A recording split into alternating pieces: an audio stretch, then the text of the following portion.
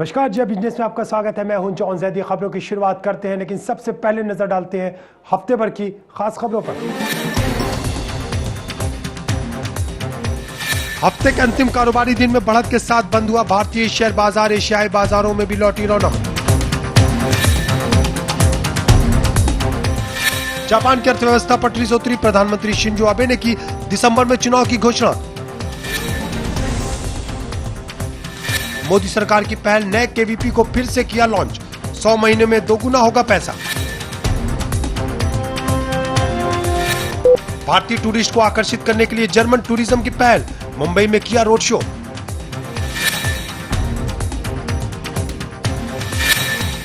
और BMW की sister company mini ने लॉन्च किया नई मिनी कूपर कार।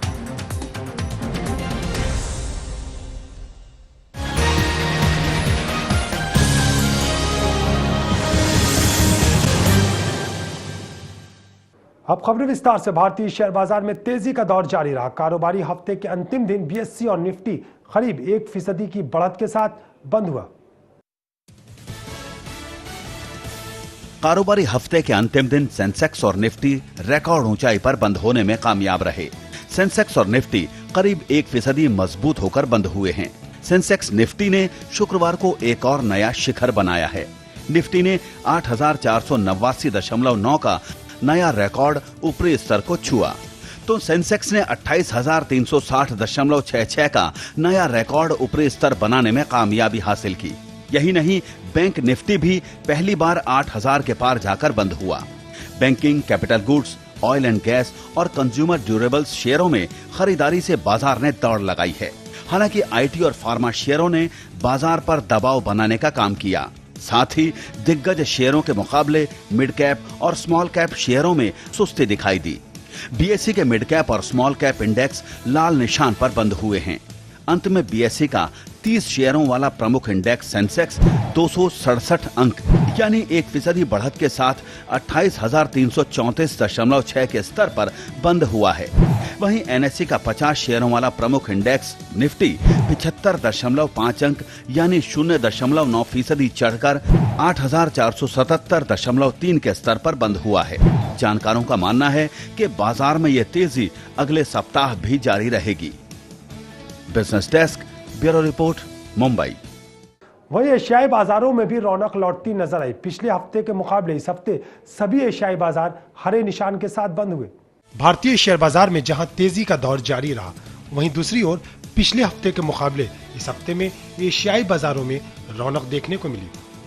सभी एशियाई बाजार हरे निशान पर बंद हुए। कोरिया का कोस्पी 0.35% की हल्की बढ़त के साथ 1964.84 पर बंद हुआ। 0.33% की बढ़त के साथ जापान का निक्की 17,357.51 पर बंद हुआ। हैंगसेंग भी 0.37% की बढ़त के साथ 22,437.12 पर बंद हुआ। सिंगापुर स्टेट्स टाइम्स में भी 0.89% की बढ़त के साथ बंद हुआ।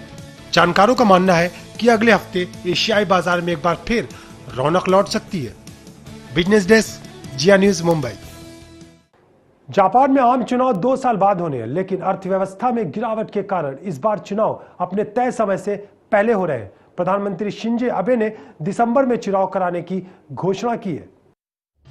दुनिया की तीसरी सबसे बड़ी अर्थव्यवस्था अप्रत्याशित रूप से मंदी का शिकार हो गई है। जी हां, हम जापान की बात कर रहे हैं। यहाँ की अर्थव्यवस्था लगातार दूसरी तिमाही में सिमटी है और तकनीकी रूप से मंदी में चली गई है। जापान का GDP जुलाई से सितंबर के महीने में 1.6% रहा, जबकि अनुमान था कि यह आंकड़ा 2.1% बढ़े। दूसरी तिमाही में अर्थव्यवस्था में 7.3% की गिरावट हुई है, जो मार्च 2011 में जापान में आए भूकंप और सुनामी के बाद की सबसे बड़ी गिरावट है। जापान के प्रधानमंत्री शिंजो अबे ने दिसंबर में चुनाव कराने की घोषणा की है, लेकिन अर्थव्यवस्था में गिरावट के कारण इस बार चुनाव अपने तय समय से पहले हो रहे हैं। अर्थव्यवस्था में तेजी से सुधार लाने के नाम पर 2 साल पहले अबे चुनाव जीतकर प्रधानमंत्री बने थे, लेकिन अर्थव्यवस्था को पटरी पर लाने में वे असफल रहे। शिंजो अबे की लोकप्रियता लगातार घट रही है, लेकिन फिर भी उन्हें भरोसा है कि चुनाव में जीत उनकी ही होगी। बिजनेस डेस्क, जिया न्यूज, मुंबई। केंद्र सरकार ने किसान विकास पत्र 3 साल बाद फिर से लॉन्च किया। इस बचत योजना के तहत 100 महीने में पैसे दोगुने हो जाएंगे। हालांकि इसे दोबारा शुरू करने की मांग काफी समय से हो रही थी। सरकार ने करीब 3 साल बाद किसान विकास पत्र को फिर से लॉन्च किया है। इस बचत योजना में निवेश किया गया धन 8 साल और 4 महीने में दोगुना हो जाएगा। इसे दोबारा शुरू करने की मांग काफी समय से हो रही थी। अगर किसान विकास पत्र की खासियतों पर नजर डालें तो 8 साल 4 महीने में रकम दोगुनी हो जाएगी। निवेश की कोई सीमा नहीं होगी। कम से कम 1000 रुपए का किसान विकास पत्र खरीदा जा सकता है। किसान विकास पत्र 1000 रुपए, 5000, 10,000 और 50,000 रुपए के मूल्य में उपलब्ध होगा। योजना के तहत किसान विकास पत्र पर सालाना 8.7% ब्याज दिया जाएगा। दूसरों को स्थानांतरण करने की भी सुविधा होगी। 2.5 साल तक किसान विकास पत्र भुनाया नहीं जा सकता। इसके बाद 6 महीने में भुनाया जा सकता है। अभी ये सुविधा सिर्फ पोस्ट ऑफिस में है। बाद में इसे बैंक में भी उपलब्ध कराया जाएगा। गौरतलब है कि केवीपी योजना अप्रैल 1988 में शुरू की गई थी। उस समय इस योजना में किया गया निवेश 5 साल 5 महीने में दोगुना हो जाता था। नवंबर 2011 में इस योजना को बंद कर दिया गया था। जिया न्यूज, मुंबई। फिलहाल वक्त तो चला एक छोटे से ब्रेक का। ब्रेक के बाद हम दिखाएंगे भारतीय टूरिस्ट को आकर्षित करने के लिए जर्मन टूरिज्म ने क्या किया।